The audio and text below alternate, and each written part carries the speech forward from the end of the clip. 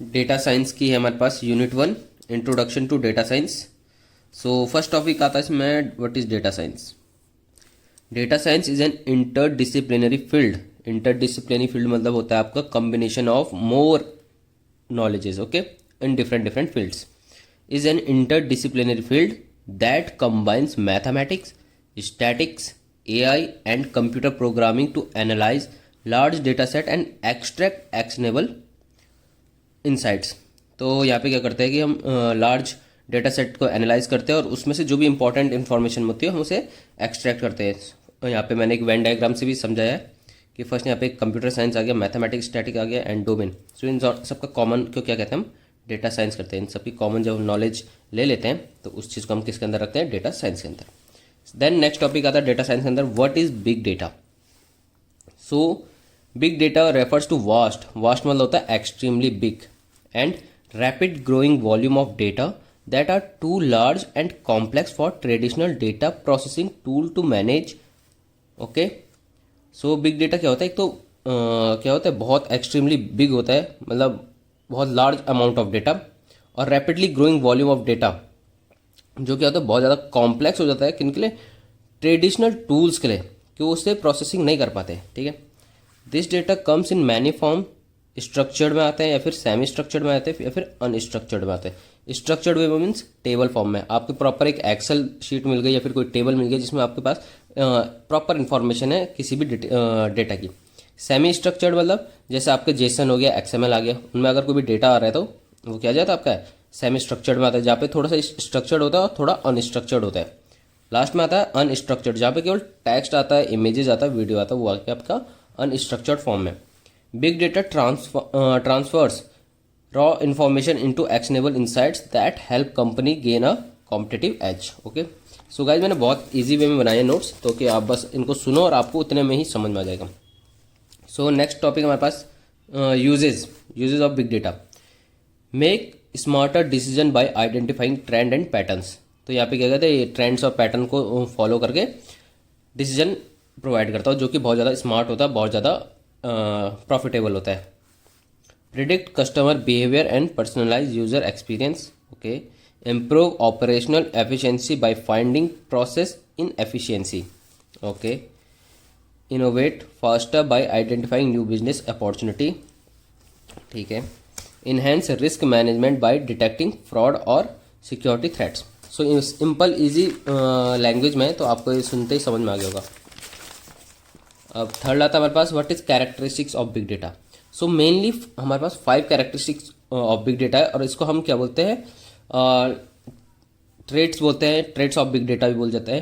सो जो main 5 characteristics of big data है वो है 5 V's के नाम से जानते हो उसे, जो कि होती है वॉल्यूम हो जाता है, वेलोसिटी हो जाता है, वैरायटी हो जाता है, वेरासिटी हो जाता है, वैल्यू हो जाता है।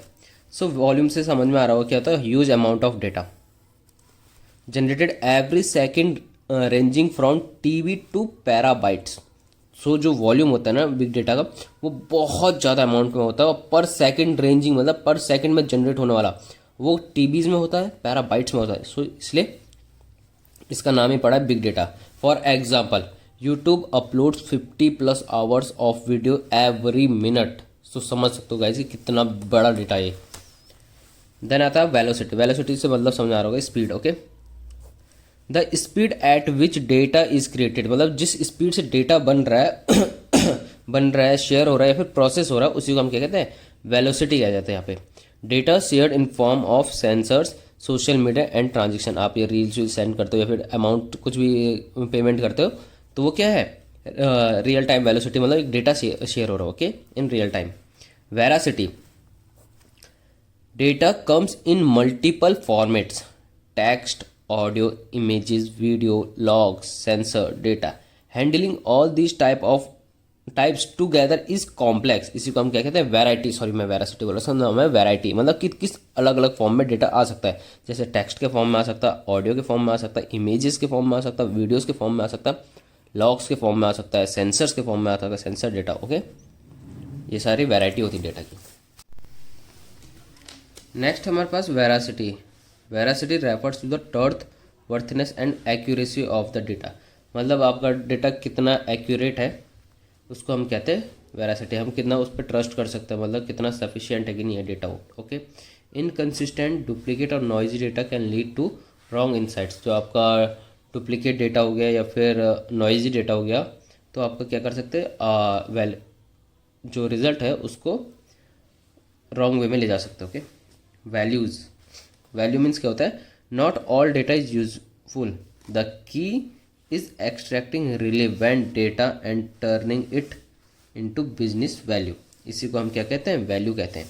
ओके, कि जो भी यूजफुल डेटा, हर कोई जितना भी डेटा है वो सारा यूजफुल नहीं होता, हमें क्या चाहिए रहता है, में से जो एक्सट्रैक्टिंग रिलेवेंट, मतलब जो सबसे ज़्यादा इंपॉर्टेंट है उस बिजनेस के लिए, तो उसी को क्या कहते, उसी डेटा को हम क्या कहते हैं, वैल्यू।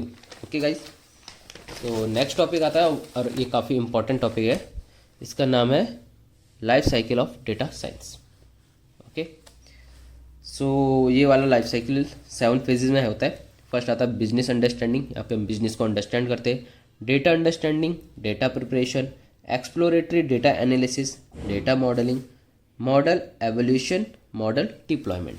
नाम से ही समझ में आ रहा हो कि बिजनेस अंडरस्टैंडिंग क्या होता है, problem definition, defining the project objective, identifying the core business problem and understanding the requirements from a business perspective. It's important to know the business goal as earliest because it will determine what the end goal of the analysis will be. So simple way में समझ में आ गया आप लोगों को। Then next आता है इसमें data understanding. What do you mean by data understanding? Identifying, collecting and extracting relevant data from various sources. Sources कौन कौन से हो सकता है, डेटा बेस हो सकता है, एपीआई हो सकता है, वेब स्क्रैपिंग हो सकता है, टू एड्रेस द प्रॉब्लम। इसी को हम क्या कहते हैं, डेटा अंडरस्टैंडिंग कहते हैं। और डेटा अंडरस्टैंडिंग को दूसरा नाम भी हो सकता है डेटा कलेक्टिंग, क्योंकि हम यहाँ पे क्या करते हैं, डेटा को कलेक्ट करते हैं, आइडेंटिफाई करते हैं एंड उसमें से रिलेवेंट डेटा को एक्सट्रैक्ट करते हैं। ओके, और हम सारा डेटा कहाँ से कलेक्ट करते हैं, फ्रॉम डेटा बेस हो गया, एपीआई हो गया, फिर वेब स्क्रैपिंग के थ्रू हम डेटा को कलेक्ट करते हैं to address the problem. Okay, next आता है हमारे पास the data that is collected can be either organised और अनऑर्गेनाइज्ड। ओके गाइज, ये ऑर्गेनाइज्ड वे में भी हो सकता है और अनऑर्गेनाइज्ड वे में भी हो सकता है। नेक्स्ट आता है data preparation. What do you mean data preparation, the most time consuming step. मतलब इसमें क्या करते हैं, हम अपने डेटा को क्लीन करते हैं, डुप्लीकेट्स को रिमूव करते हैं, normalising data and transferring data, और डेटा को यहाँ पे ट्रांसफर करते हैं दूसरे यूजेबल फॉर्मेट में। Okay, the process of data preparation is to ensure if there is any problem with the acquired data so that it can be resolved before proceeding to the next phase। क्योंकि ये क्या करता है, अगर हमने इसको बिना इस प्रॉब्लम को रिसॉल्व किए हमने इसको नेक्स्ट फेज में अगर भेज दिया तो क्या कर सकता है, मे प्रोड्यूस मिस्टेक और inaccurate findings.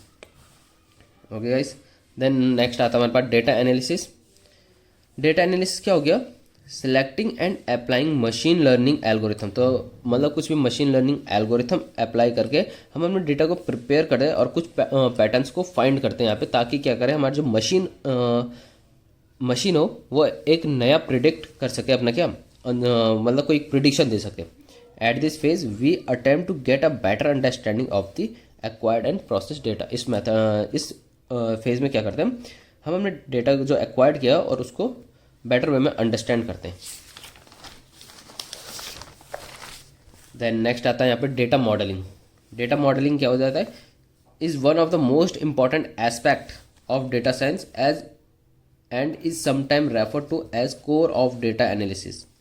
Okay, the intend output of a model should be derive from preparation and analyse data. बहुत सिंपल है, सिंपल वे में समझ गया होगा आप लोग। मॉडल एवोल्यूशन क्या हो गया, assuming the models performance against business goal to ensure it in accurate and relevant before deployment. Okay, now last phase आता है इसका मॉडल डिप्लॉयमेंट। मॉडल डिप्लॉयमेंट मतलब समझ में आ रहा होगा कि अब जो हमने मॉडल क्रिएट किया है अब उसको अपने इन्वायरमेंट मतलब जो जिस चीज़ के लिए बनाया गया उस जगह पे इसको अब क्या करना है, ट्राई करना है। Delivering the model into production environment deliver कर दिया। अब उसको क्या करना है, कंटिन्यूस मॉनिटरिंग करनी है इट्स परफॉर्मेंस विच में ट्रिगर रिट्रेनिंग। ओके, जो हमने रिट्रेनिंग के दौरान हमने इसकी परफॉर्मेंस को टेस्ट किया था, उसी को क्या कर रहे हैं हम यहाँ पे कंटिन्यूसली मॉनिटरिंग कर रहे हैं, कब, जब हमने उसको प्रोडक्शन इन्वायरमेंट में डिप्लॉय कर दिए। Model deploy contains the establishment of a delivery method necessary to deploy the model to market consumers and to another system. Okay guys, so बस ये था आपका life cycle of data science, जिसमें हमारे पास 7 phases आते हैं, जिसमें फर्स्ट आता है बिजनेस अंडरस्टैंडिंग, देन आता है data understanding, data preparation, exploratory data analysis, data modelling, model evolution and model deployment. So जितने मैंने अभी ये टॉपिक बढ़ाए यूनिट 1 के, बहुत ज़्यादा मोस्ट इंपॉर्टेंट है एग्जाम पॉइंट ऑफ व्यू से। सो बस इस वीडियो को हम ये भी ख़त्म करते हैं और नेक्स्ट वीडियो जल्दी अपलोड हो जाएगी। अगर आपको ये वीडियो पसंद आई तो लाइक करना, चैनल पर नहीं तो सब्सक्राइब भी कर देना। And thanks for watching guys.